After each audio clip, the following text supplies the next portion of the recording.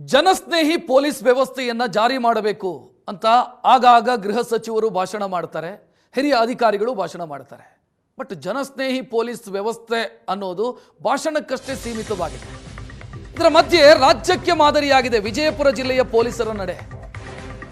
ಸರ್ಕಾರಿ ಸೌಲಭ್ಯ ವಂಚಿತ 73 ಒಂಟಿ ವೃದ್ಧೆಯರಿಗೆ ಪೊಲೀಸರು ಸಹಾಯ ಮಾಡಿದ್ದಾರೆ.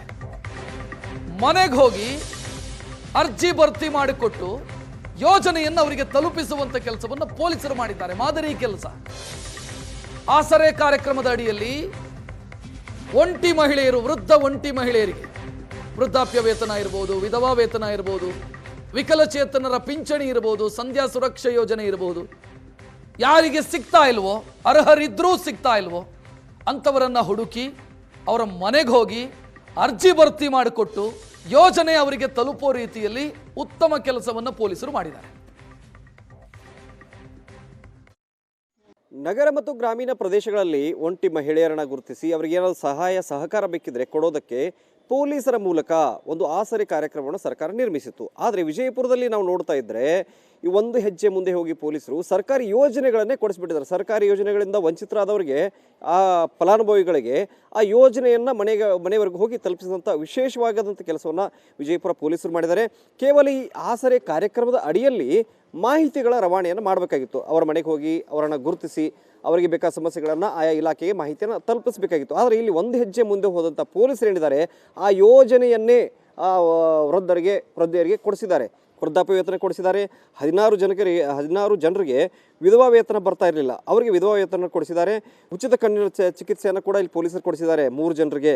ಮತ್ತೊಂದು ಕಡೆಗೆ ಬ್ಯಾಂಕ್ ಅಂಚೆ ಕಚೇರಿಯಲ್ಲಿ ಖಾತೆ ತೆರೆಯೋದಕ್ಕಾಗ್ತಾ ಇರಲಿಲ್ಲ ಪಾಪ ವೃದ್ಧರಿಗೆ, ಹೋಗೋದು ಅಲ್ಲಿ ಸರಿಯಾದ ಕಾಗದಪತ್ರ ಕೊಡೋಕೆ ಆಗೋದಿಲ್ಲ. ಮತ್ತು ಬೇರೆ ಬೇರೆ ಸಮಸ್ಯೆಗಳಿಂದ 4 ಜನ ವಂಚಿತರಾಗಿದ್ದರು. ಆ 4 ಜನ ಹಿರಿಯ ವೃದ್ಧೆಯರಿಗೂ ಸಹ ಇಲ್ಲಿ ಏನಂತಂದರೆ ಯೋಜನೆಯನ್ನು ಕೊಡಿಸಿರುವಂಥದ್ದು. ಒಟ್ಟು 73 ಜನರಿಗೆ, ಅಂದರೆ 73 ವೃದ್ಧೆಯರಿಗೆ ಈ ಪೊಲೀಸರು ಸಹಾಯವನ್ನು ಮಾಡಿದ್ದಾರೆ. ಅವರೇ ಮಾತಾಡ್ತಾರೆ, ಹೆಂಗೆ ಪೊಲೀಸರು ಸಹಾಯ ಮಾಡಿದ್ದಾರೆ ನಿಮಗೆ? ಹೆಂಗೆ ಅಂದ್ರೆ ದಿನ ಮನೆಗೆ ಬರ್ತೀವಿ ಸರ್. ಮನೆ ಬಂದು ಅಜ್ಜಿ ಏನು ಮಾಡ್ತೀನಿ ಏನು ಇಲ್ಲ. ಏನು ಸಮಸ್ಯೆ ಇತ್ತು? ನಾವು ಏನು ದುಡ್ಕೊಂತೀನವ್ರಿ. ನಿಮ್ಗೆ ಸಮಸ್ಯೆ ಏನಿತ್ತು? ಸಮಸ್ಯೆ ಏನ್ರಿ ಏನೂ ಇಲ್ಲರಿ. ಆಸರ ವಯಸ್ಸಿನ ಪಗಾರ ಬೇಕಲ್ರಿ, ಅದಕ್ಕೆ ವಯಸ್ಸಿನ ಪಗಾರ ಆಗ್ಯದ ಅಂತ ಕೇಳಿದ್ರಿ. ಆಗಿಲ್ಲ ತಿಳಿದೇವ್ರಿ. ಯಾಕೆ ಆಗಿಲ್ಲ ಬಾಯಿ ಅನ್ನ ಮಾಡಿಸೇ ಇಲ್ಲಪ್ಪ ಯಾರು ಅನ್ನ. ನಾವು ಮಾಡಿಸ್ತೀವ ನಿನಗೆ, ಮತ್ತು ನೀ ಎಲ್ಲ ಕಾಗದ ಪತ್ರ ಕೊಡೋಣ ಅವ್ರಿಗೆ ಕೊಟ್ಟಿವ್ರಿ, ಅವರೇ ಮಾಡಿಸ್ಯಾರಿ ಸರ್.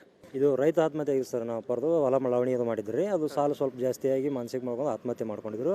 ಅದಕ್ಕೆ ಪೊಲೀಸ್ ಇಲಾಖೆಯವ್ರು ಬಂದು ಏನು ಮಾಡಿದ್ರು, ಈ ಥರ ಸ್ಕೀಮ್ ಅದಪ್ಪ ನಿಮಗೆ 5 ಲಕ್ಷ ರೂಪಾಯಿ ಬರ್ತಾವೆ ಅಂತ, ಅದಾದಮೇಲೆ ಇವ್ರಿಗೆ ಒಂದು 2,000 ರೂಪಾಯಿ ಬರ್ತವೆ ಅಂತ ಹೇಳಿದ್ರಿ.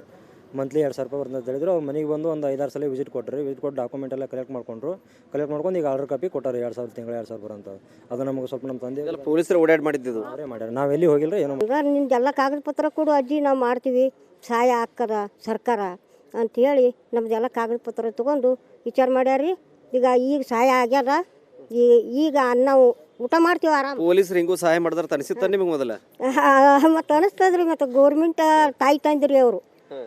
ಗೋರ್ಮೆಂಟನೇ ತಾಯಿ ತಂದಿ.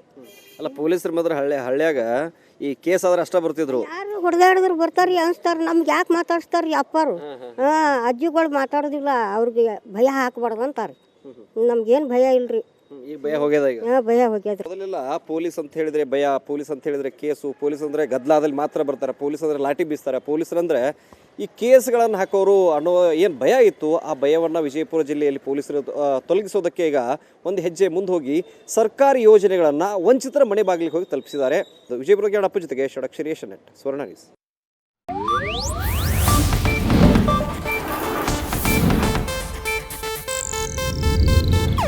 ಇದು ಏಷ್ಯಾನೆಟ್ ನ್ಯೂಸ್ ನೆಟ್ವರ್ಕ್ ಪ್ರಸ್ತುತಿ.